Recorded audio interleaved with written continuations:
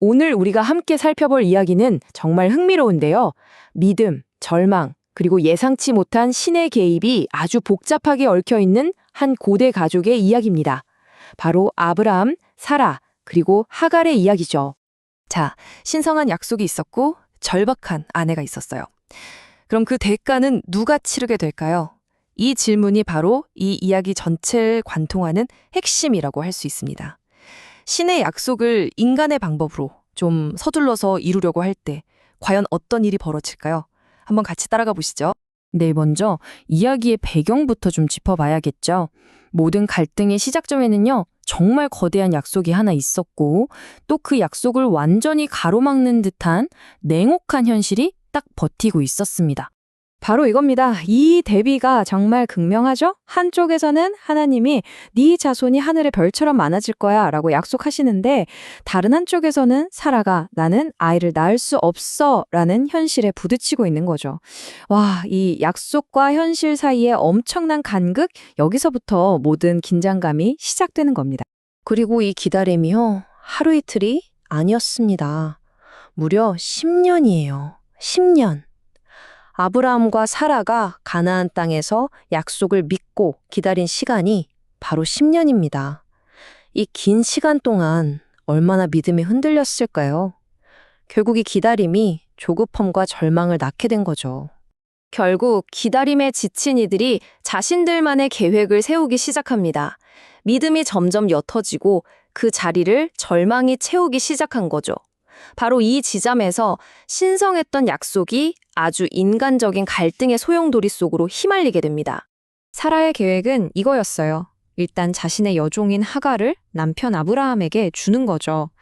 그럼 하갈이 임신을 할 거고 당시 관습에 따르면 그 아이는 법적으로 사라, 바로 자신의 아이가 되는 거니까요. 어떻게 보면 당시 문화에서는 꽤 합리적이고 합법적인 방법이었어요. 하지만 이건 명백히 하나님의 때를 기다리지 못한 인간의 조급함이 만들어낸 계획이었죠. 자, 그런데 문제가 바로 터집니다. 계획이 성공하는 것처럼 보였잖아요. 근데 하갈이 임신했다는 걸 알게 된 바로 그 순간 모든 게 틀어지기 시작해요. 하갈이 자기 여주인인 사라를 멸시하기 시작한 겁니다.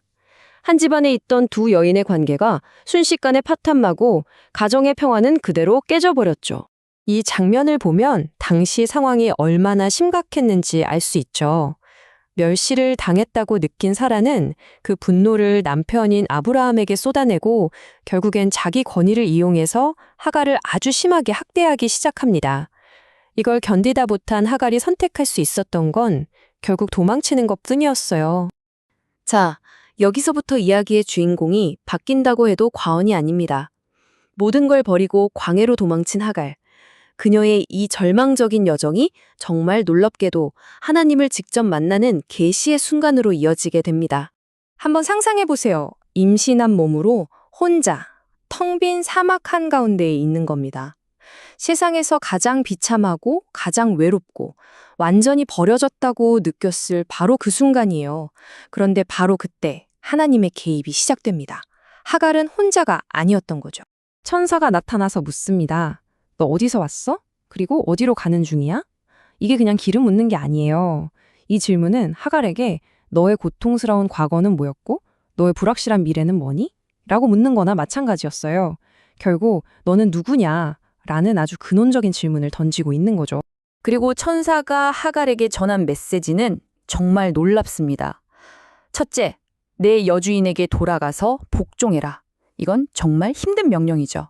하지만 그 뒤에 오는 약속이 엄청납니다. 넌 아들을 낳을 거야. 이름은 이스마엘이라고 해. 그리고 내 자손은 셀 수 없을 만큼 많아질 거야. 이건 사실상 아브라함이 받았던 약속과 같은 수준의 축복이에요. 도망친 여종에게 이런 약속이 주어진다는 건 정말 상상하기 힘든 일이죠. 특히 아들의 이름 이스마엘이라는 이름의 뜻을 보세요. 하나님께서 들으신다라는 뜻입니다. 이게 뭘 의미할까요? 바로 하갈의 그 고통스러운 신음과 부르짖음을 하나님이 듣고 계셨다는 가장 확실한 증거인 셈이죠. 너의 고통 내가 듣고 있었다는 겁니다. 이 엄청난 경험을 한 하갈은요, 하나님께 직접 새로운 이름을 붙여드립니다. 주님은 저를 보살펴 주시는 하나님이십니다. 바로 엘로이, 나를 보시는 하나님이라는 뜻이죠.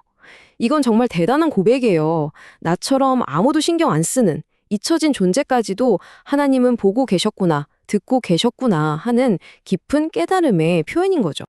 자, 그럼 이 복잡하고 드라마틱한 이야기를 통해서 우리가 얻을 수 있는 교훈은 뭘까요?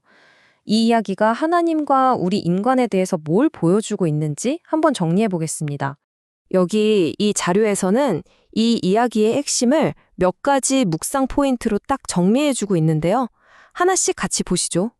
네, 핵심은 이렇습니다. 첫째, 인간의 조급함이 결국 갈등을 낳고 하나님의 계획에서 벗어나게 만든다는 것. 둘째, 하나님의 긍휼, 그분의 마음은 사회의 가장자리로 밀려난 이들, 억압받는 사람들에게까지 향한다는 사실입니다. 그리고 셋째, 하나님은 아무도 내 고통을 모를 거라고 생각하는 바로 그 사람의 부르짖음까지도 들으신다는 것. 마지막으로 진짜 믿음은요, 내 방법대로 해결책을 밀어붙이는 게 아니라 하나님의 때를 신뢰하고 기다리는 것이라는 걸. 이 이야기가 정말 선명하게 보여주고 있죠. 오늘 이야기는 여기까지입니다. 근데 마지막으로 이 질문 하나를 여러분께 던져보고 싶어요. 우리는 보통 이 이야기를 믿음의 조상, 아브라함의 이야기라고 배우잖아요. 그런데 혹시 이 이야기의 진짜 주인공은 가장 절망적인 상황에서 하나님을 만나고 끝까지 살아남았던 바로 그 여인, 하갈이 아닐까요? 한 번쯤 깊이 생각해 볼 만한 질문인 것 같습니다.